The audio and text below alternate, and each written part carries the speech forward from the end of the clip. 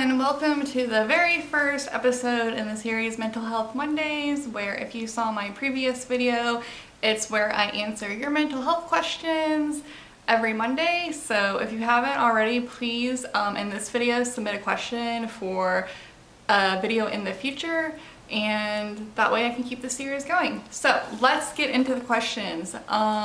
First question I'm going to answer today is, do you have paranoia and how do you deal with it? The answer is yes, I do have paranoia, and I deal with it based on the type of paranoia that it is. So an example of one type of paranoia that I have is I'll be in the shower and I'll think that someone is standing right outside the curtain or like in the back, like peering in, like watching me as I shower. And I will just shower as quickly as humanly possible. When I'm washing my face, I won't even close my eyes. If I close my eyes, it'll be for like a second. I don't get this all the time, but when I do get it, I just take as short of a shower as possible. Another thing of paranoia that I experience is I think that people are hearing my thoughts. So I could be like in a group or in public or in a room of people, and I'll be so concentrated on like what the other person, or thinking that the other person is hearing what I'm thinking and then perceiving me wrong because I think that they can hear my thoughts. And that's just something that comes and goes. It doesn't happen all the time. Usually if I'm familiar with the people, it doesn't happen, but that's an instance of paranoia that just, to kind of overcome that, I just have to keep reminding myself over and over, like, this is just like paranoia, this is just like hallucination, this isn't actually happening.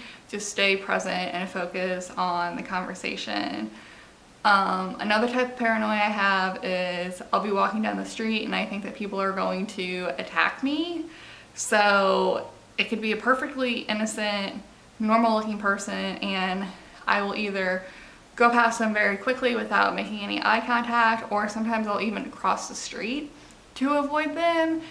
And I think that as far as getting over that, it just helps if I have someone else with me.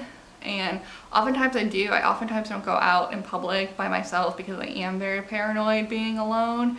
So I'll usually have someone else with me, usually my husband, and that kind of stops those thoughts from intruding.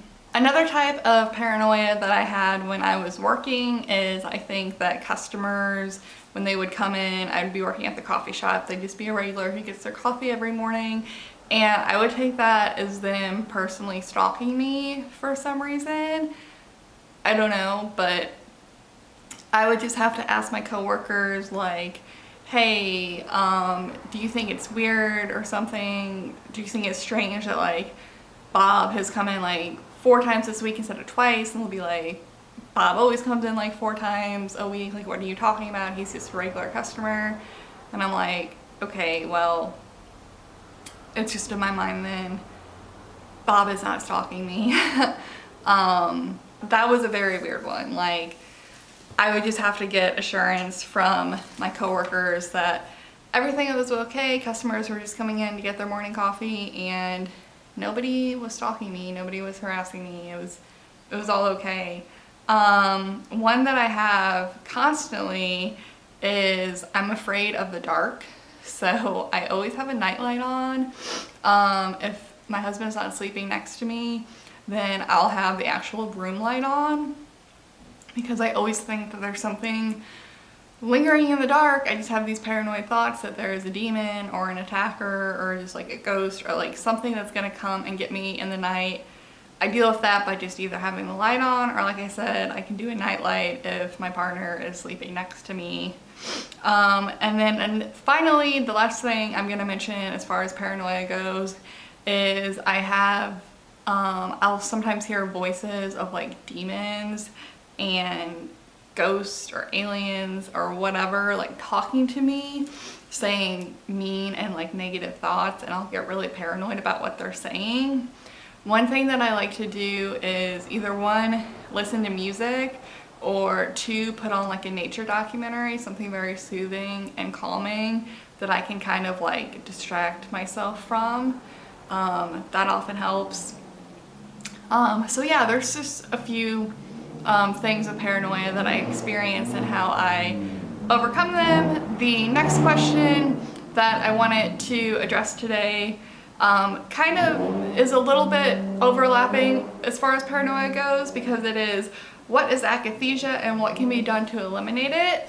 So akathisia is a feeling of inner restlessness, but it can be anywhere from mild to severe.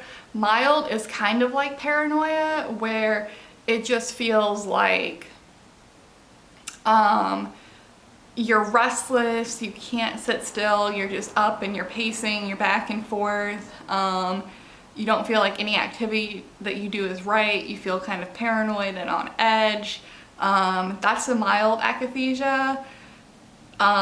Major akathisia is no joke. If you have it, you will know.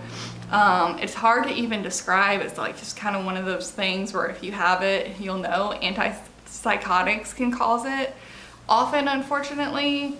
But it's just feeling like you're crawling out of your skin, basically. You absolutely cannot focus on anything. You're just like trying so hard to like only focus on your breathing. Just other than that, you just feel like you're bursting at the seams. Like it just is such a terrible feeling. And like I said, if you have it, you'll know, because it is really indistinguishable from any other kind of feeling. It just feels terrible. Luckily, there is one way that you can treat those episodes though before you change that med with your doctor. You can take Benadryl. So Benadryl is very common antihistamine, if you may already know.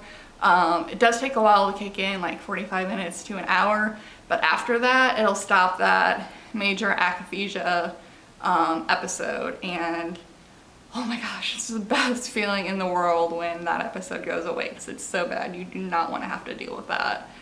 As far as long-term treatment of akathisia, I was on cogentin. I had to stop taking it because of side effects, but it stopped my milder akathisia episodes that I would get in the morning after taking my antipsychotic at night.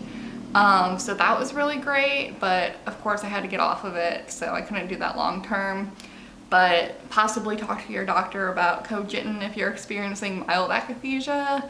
For major akathisia, like I said, if you're experiencing that, then you're probably just gonna have to get off that medication, because you will not want to experience an episode like that more than a handful of times, like more than once, honestly.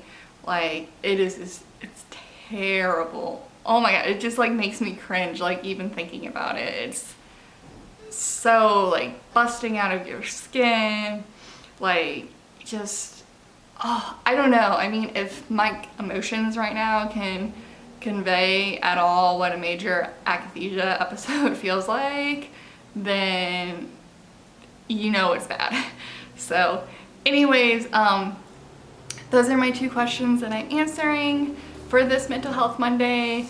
Again, if you would like to keep this series going, please support it by leaving a question down below, and give this video a like, hit that subscribe button, and I will see you next week. Bye.